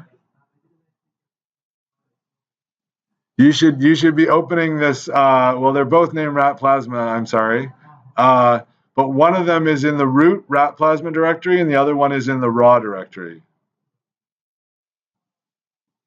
You want the raw one, the one we've been working on. And you can see that, up here it says 1 of 42. I could export it. I could copy all the data. I could do a full text find. This document grid thing, have you used it before in any of the tutorials? Okay. Well, hopefully we're going to get to use it more. It's incredibly powerful. The headers you can click on. You can do sorting and filtering. You can fill down. We'll do that in a second. So it's a very powerful grid interface to the document. It's all live, and when we change the document, it shows up in this grid immediately. Okay, so let's go to back to. So is everybody here? Okay, so settings, document settings, and here you can see a bunch of, we've been playing. Or how many? Raise your fingers on how many annotations you have. I have 8. Right. So every time you open a document with annotations, Skyline just like nicely collects them in this list. How many annotations are currently applied to this document? 0, because none are checked, right? So what we can do, actually there's a missing data one, that's kind of nice. Some of these just came out of the one that we just opened. So what we're interested in, let's actually go back to, let's go to Windows Explorer. So go ahead and click Windows Explorer, and we're going to go to our Documents folder and Group Studies, Heart Failure. Oh, sorry about this. Raw, and then right at the top is Annotations XLSX. So you just imagine that some collaborator gave you this huge Excel spreadsheet with lots of annotations in it about your samples, right? Many as you want. And we'll just double click on Annotations XLSX and see what our collaborator gave us for annotations of the various samples. And you can see subject ID, bioreplicate, condition, they're all selected. So now we want to apply these into Skyline, right? Get them into Skyline so that we can use them in statistical tools and stuff like that. So click back to Skyline. What we'd like to have is our document grid. We'd like to have in the same order, subject ID, bioreplicate, condition. If we go here, it's actually, I could just click these 3, subject, bioreplicate, condition, but that wouldn't be any fun. So let's go to edit lists, and let's go ahead and remove them all. Remove. Yeah, actually, I don't think we need anything here. So go ahead and remove everything and click OK. And now we're going to add. So click add. What was the first one? So we just type in subject ID. And what kind of, is it text, number, true, false, value list, text? And what does it apply to? Actually, replicates, right? That's what we want. It's going to apply. Replicates essentially are samples, right? So we click OK. We got one. Next one, bioreplicate. Bioreplicate. And this you'll find out tomorrow applies to MS Stats. So you're going to learn about this this statistical package, and it uses, this is a special annotation that it uses. So, and what is it? Well, we're going to leave it text. Replicates. But yeah, why would we choose text versus number? What? Well, more possibilities, but what's the problem with text if I'm actually entering numbers? What about if I sort 111? It's totally messed up with text. So in this case, we're not going to worry about it. They're all 3-digit numbers. Their sorting is not important. But if I were, especially if I were doing decimal numbers, I would definitely want number. So you got to think about, like, so for, in this case, for concentration, so I've got these two built-in annotations in the grid that you can't quite see behind here. And one is a value list and the other one is concentration, which definitely has to be a number. If it were not a number, you couldn't really sort it. Okay, so let's go, and so we've got bioreplicate, text, replicates, okay. And now we're going to add condition. And what is it? We're going to call it a value list. And what are the possible values? Okay, and so they maybe double check that it's diseased with a D at the end and healthy with a Y at the end. So diseased, healthy, like that. Everybody got that?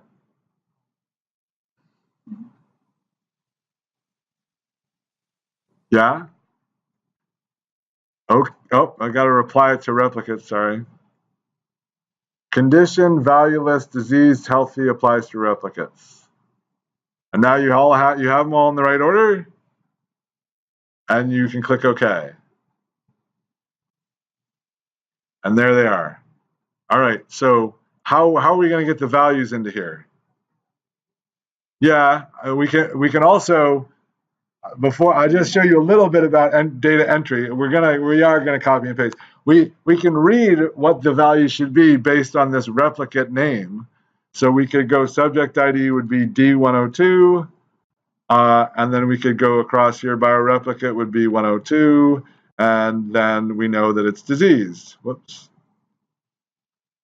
Right, and then we could select these three and right click and fill down, and we could keep doing that, which would be painful. So we'll undo all that. Yeah, just I'm gonna choose those last 4 operations, undo them, and now everybody put the selection up at the top left top subject ID. And you want to make sure that that selection is a big blue box and not a blinking cursor like that. Because if it's a blinking cursor, then you'll end up pasting everything into one cell, and it won't work very well. So blue box, switch to your annotations. Everybody here? Okay, so I've optimized this for you. Everything's already selected, so all you have to do is do Control-C to copy and get the little marching ants around the rectangle. And then now we just switch back to Skyline. Make sure that the document grid is selected by clicking on its title bar and Control-V to paste. And Skyline will fill all that in. Everybody get that? Okay, so that's how we did it. So now we can go back to the pre-baked thing. And we're almost done. We're just going to do a group comparison, or maybe we'll do a little bit of descriptive statistics and then do the group comparison. So go File and switch to the other rat plasma.sky that we had open before. So we get the full, do I want to save changes? Sure. And so then this is the other one, right? All right. So yeah, so let's start with descriptive statistics. Now that we have this process, one thing I forgot to show is that I turned this into a global standard by going right-click, set standard type to global standard, and that makes it possible for me to normalize everything else to it, and we'll use that in our group comparison.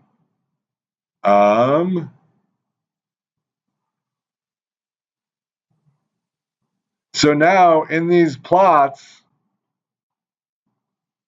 I can now group by those annotations. So if you right-click in the area plot, there's a group by, and you'll see that it actually gives me choices of the 3 annotations we just created. So which one do you want to group by first? Condition, right? Let's jump right to the chase. Yeah, we want to do condition. Okay, so we'll go do condition, and that gives us live. In this case, it's kind of splitting things up, and it's showing us, the various transitions. Actually, mine's in peak area CV. Are people in peak area CV mode? Yeah. Yeah. So I can see each individual transition and what its CV is. Kind of interesting.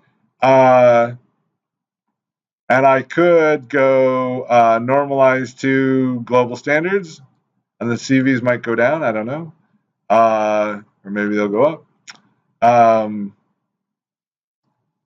But what are we really much more interested in the CVs?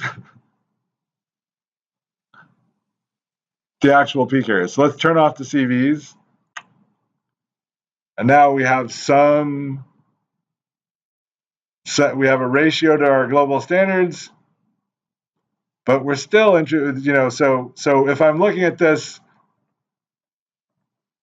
is this particular peptide expressed differently between the two states?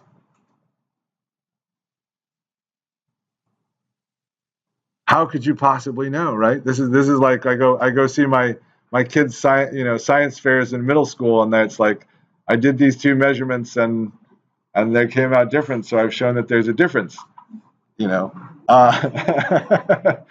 So we need some sort of bars, right? What are the types of bars that we could put around these 2 values? Standard error and standard deviation. Third, yeah, confidence intervals. So those are our 3 choices. We could have standard error, standard deviation, confidence intervals. Unfortunately, we've only implemented standard deviation at this point. Nick is to blame. He has an implementation for confidence intervals, but we haven't added it yet. So let's go ahead and right-click and on the peak area plot, and we're going to go to transitions total. So we'll just switch to total mode, and now we get error bars. So we get some indication, and those are what type of error bars again? Okay, so now here's my question. Raise your hand if you really understand the difference between standard error and standard deviation. Okay, we've got 1 person. No, come on, really? You hit so standard error, standard deviation. What happens to standard deviation as your sample size gets bigger? It gets more accurate. Really, that's all. Standard deviation is an estimate of your population, and it will just get more and more representative of the population the more people you add to it. And what happens when you add? What happens when you add? Get a bigger sample size for standard error? It gets smaller because standard error is about the estimate of the mean. And so it's telling you how accurate your estimate of the mean is. And so as you add more data, your estimate of the mean gets more accurate, just like your estimate of the standard deviation gets more accurate, and your standard error gets smaller. So, okay, so now we're looking at standard deviations. How many standard deviations is that? This whisker. What? Yeah, it's 2. One above and 1 below. how much of the population are we estimating to cover with that if we have a normal distribution, if we have normally distributed? Yeah, 67, 68%. So now we have some idea of what we're looking at, right? And what would I need to say whether these were differential? I should actually have a t-test, which is going to be based on the standard error. So I'm looking at the wrong thing for a differential estimate. So, but what if I'm looking for biomarkers? Is this a biomarker? What is it? So what's the scientific question? What's a scientific question that would be interesting to know about differential regulation between disease and healthy?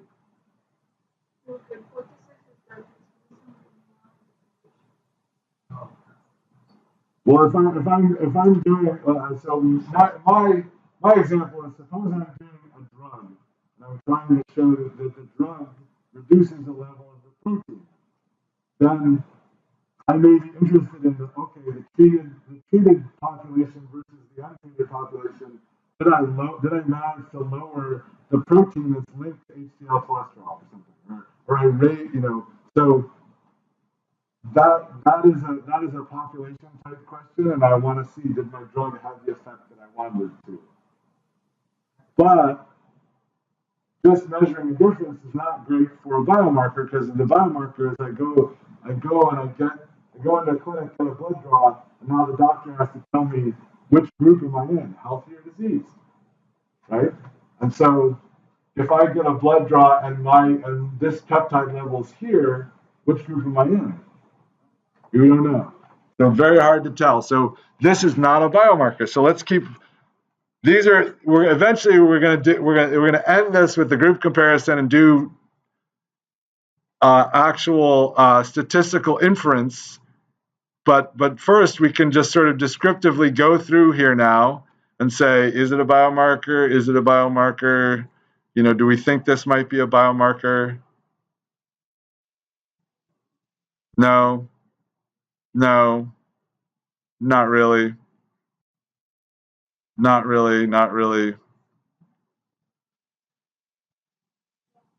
Okay, so here's one where, if you were to double this, so like maybe not. I mean, this is our first candidate for sure. So, and I mean, doctors like do use tests that with an ROC curve that,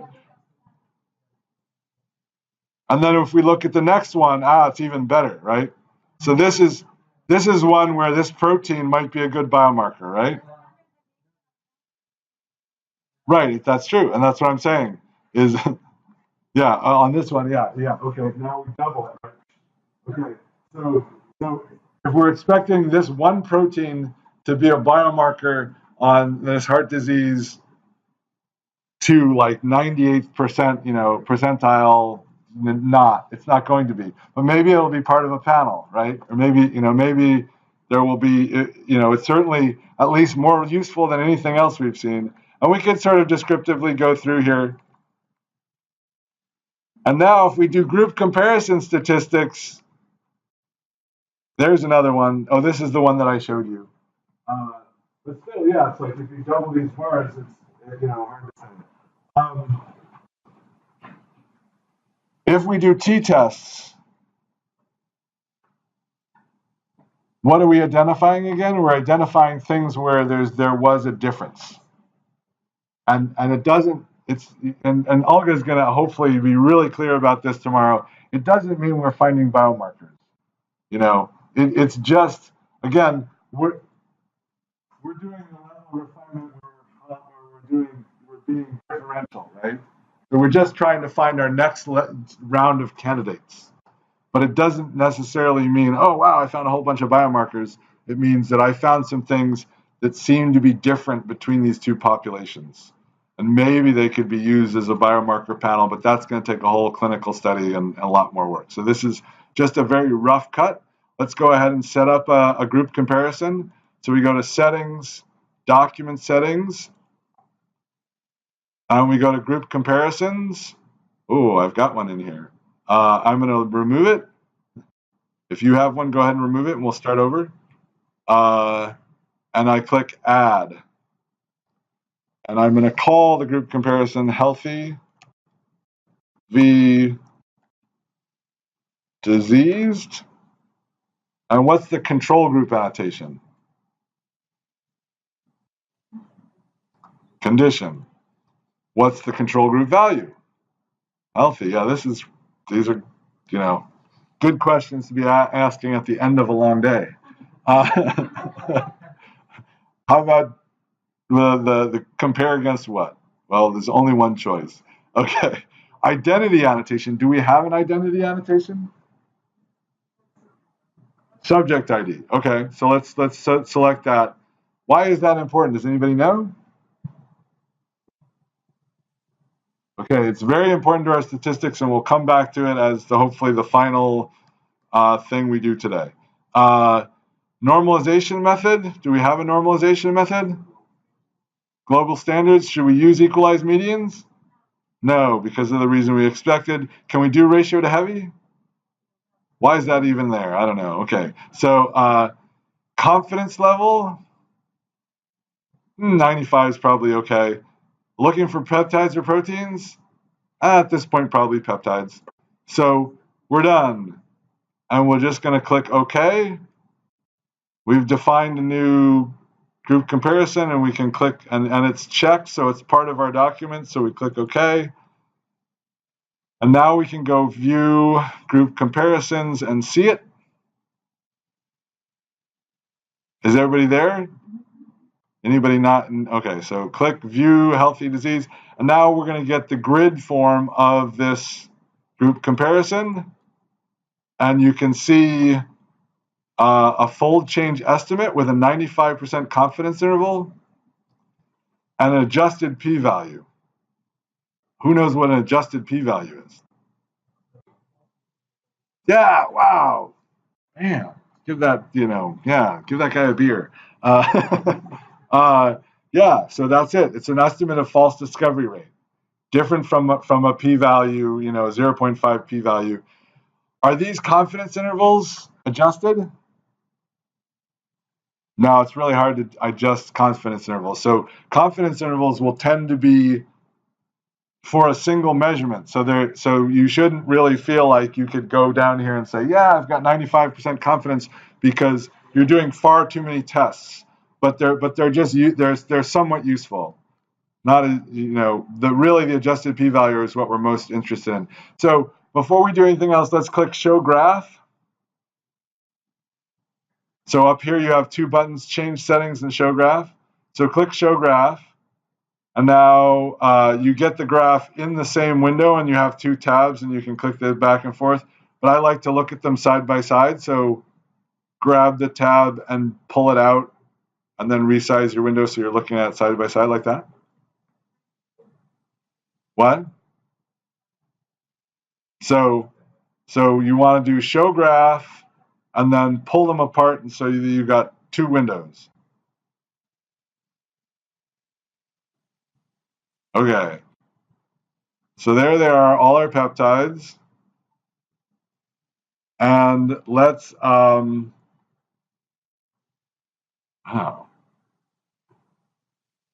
yeah. So if I pull this wider, I don't have a whole lot of screen real estate. You can start to see that the 95% confidence interval is expressed as whiskers on these things too. So, but we'll get to that later. They'll show up again. Let's order by fold change result. So just click on the fold change result and sort ascending, and now you get them all lined up kind of nicely like that. Let's also go ahead and filter.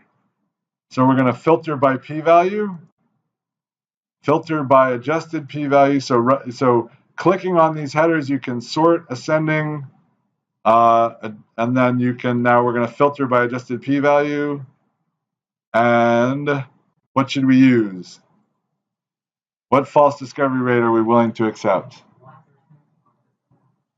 1%? Well, at this point, maybe we're willing to accept. Well, okay, let's try it. 1%.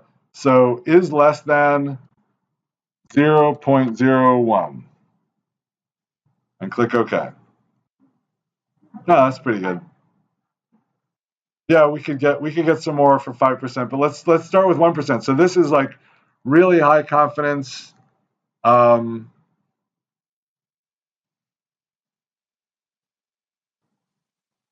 now think about this for a moment. And I told you we didn't publish this data. So there seems to be a bias towards things that are upregulated in the disease, right? So there's something of a bias of things that are upregulated in disease. And which case did we measure first? Remember, we didn't randomize, right? So we measured disease, and we know that systematically we saw our signal going down. So the fact that we're getting a bias toward things being discovered upregulated, I would say that some of these are just artifacts.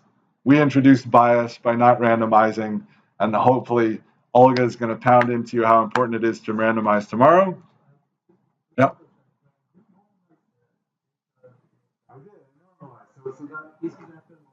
This is after normalization. I'm just going to say, yeah, and how much do I trust that the normalization got? I mean, I just worry a little bit that this is. I definitely trust these things more than I trust these things. I probably trust these things. The whiskers are pretty big. But yeah, anyway. Okay, so last thing I wanted to show you is the importance of the subject ID. So let's go to change settings. In these settings, so the graph will respond to any, everything will respond to any settings you change. So what if we decided, well, we want to be 99% confidence intervals. We want 99% confidence intervals, and there we do them. And nicely, still none of them cross the 0 line. So, and then if we wanted only to be like 50% confident, then we go, oh wow, now I feel really good. The error bars are really small. So those error bars are confidence interval error bars, and they change with the level of confidence we want. And then, actually, let's switch to protein view. There's protein view. So we have fewer for protein because we rolled them all up. And let's relax our filter. So we've switched to proteins. So now we only have proteins here, and we can. What if we're willing to allow?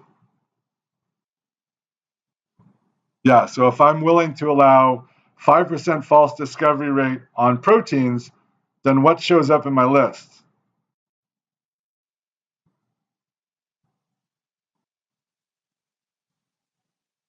The standard peptides. Ugh. So wow, that's definitely one of my false discoveries. 5%.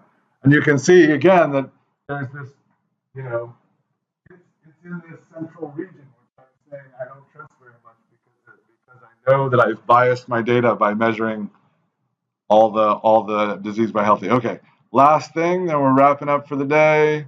Let you go. So that the last setting I want you to change is that subject ID setting. So click change settings. Where's my settings? Where are my settings? They're here somewhere.